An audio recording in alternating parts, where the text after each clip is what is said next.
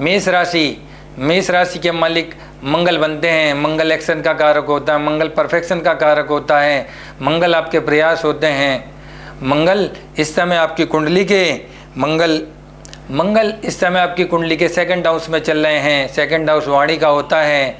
वाणी, मंगल की वाणी में एक्शन है। आपको अपनी वाणी पर नियंत्रण रखना है। यदि आप अपनी वाणी पर नियंत्रण रखेंगे तो ये योग आपके लिए बहुत ही उत्तम रहेगा। बात करेंगे शनिदेव की। शनिदेव आपकी कुंडली में लगन से 12वें घर में संचरण कर रहे हैं। 12वां घर व्यय का होता है, खर्चे का होता है। 12वां घर कोर्ट कचहरी का होता है। शनि 12वें घर में जब आते हैं तो व्यक्ति के जीवन में स्ट्रगल लेकर आते हैं। इस समय सूर्य देवता जो कि मान सम्मान के कारक होते हैं आपकी कुंडली के थर्ड हाउस में चल रहे हैं। थर्ड हाउस जो होता है ऑनलाइन प्लेटफॉर्म होता है। थर्ड हाउस जो होता है घर से बाहर निकलकर कार्य करने की राशि होती है। इस समय आपको आपके कार्य क्षेत्र पर मान सम्मान की प्राप्ति होगी। कहीं ना कहीं आपके कार्य द्वारा आपको मान सम्मान और आपके पद प्रतिष्ठा में वृद्धि के योग लेकर आएगा। यदि आप सरकार से जुड़कर या पिता का कोई व्यवसाय करते हैं तो आपके लिए उन्नति के नए योग लेकर आएगा। बात करेंगे आपकी कुंडली के फोर्थ हाउस की, जिसमें बुध, शुक्र और गुरु एक साथ संचरण कर रहे हैं। गुरु जो होता है, गुरु ज्ञान का कारक होता है। बुध आपकी बुद्धि का कारक होता है। शुक्र जो होते हैं आपके धन के कारक होते हैं। इस समय आप यदि कोई प्रॉपर्टी लेने का सोच रहे हैं तो प्रॉपर्टी के लिए एक अच्छा योग बनेगा। इस समय आप प्रॉपर्टी ले सकते हैं, फ्लैट खरीद सकते हैं, एक लग्जरी वाहन भी ले सकते हैं। इस समय जो योग आपके कुंडली में बना हुआ है उससे आपके परिवार में कुछ मंगलिक कार्य, आपके घर परिवार में कुछ मंगलिक कार्य होने के भी योग प्रबल बने हुए हैं। यदि आप विवाह के लिए प्रयास कर रहे हो तो विवाह के लिए भी अच्छा योग बनेगा। पंचम भाव के स्वामी आपके सूर्य बनते हैं, जहाँ पर केतु महाराज बैठे हुए हैं। पंचम हाउस जो होता है वो आपकी एजुकेशन का होता है, आपके ज्ञान का होता है, आपकी लव लाइफ का होता है, आपके प्रेम का होता है।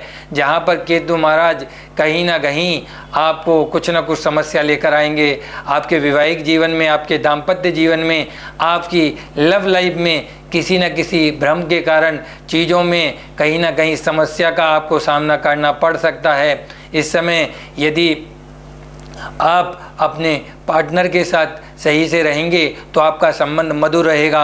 वाणी पर संयम रखने की ज़रूरत है। बात करेंगे आपके कर्म भाव की। कर्म भाव में इस समय चंद्रमा चल रहे हैं। चंद्रमा मन का कारक होता है। चंद्रमा यात्रा का कारक होता है। इस समय आपके कार्य क्षेत्र में आपको बहुत सी यात्रा करने का मौका मिलेगा। आपकी यात्रा आपके लिए अच्छी रहेगी। बात है आपकी यात्राएं आपके लिए अच्छी रहेंगी। चंद्रमा जो होता है वो मन का कारक होता है। मन को पॉजिटिव रखने का प्रयास करिए। सकारात्मक चीज़ों में रहोगे तो मन आपका अच्छा रहेगा। मन अच्छा रहेगा तो आपके कर्म क्षेत्र में आपको लाभ होगा और आपके कार्य क्षेत्र में आपका मन भी लगेगा। चंद्रमा का संबंध कहीं ना कहीं राहु के साथ बन रहा है। कहते हैं चंद्रमा का संबंध जब राहु के साथ बनता है तो मन में निगेटिव चीज़ें बहुत आती हैं, मन में भ्रम की स्थिति होती है। अगर आपके जीवन में भी दूसरों के द्वारा निगेटिव चीज़ें आएंगी तो कहीं ना कहीं आपके परिवार, आपकी लव लाइफ को ये डिस्टर्ब करेगा और आपके जीवन में कहीं ना कहीं मानसिक अशांति और कहीं ना कहीं अनेक प्रकार की समस्या लेकर आएगा।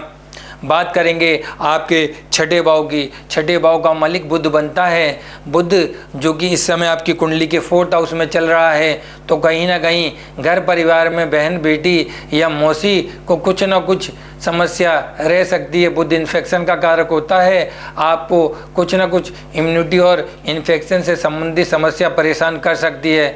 यदि आप चाहते हैं कि जुलाई का महीना आपके लिए अच्छा रहे तो इस समय कुछ उपाय करिए। इस समय आपको शनिदेव के मंदिर जाना है, शनिदेव की आराधना करनी है, पीपल के और शमी के वृक्ष लगाकर आना है, शंकर भगवान पर दूध और जल अर्पित कर आना है।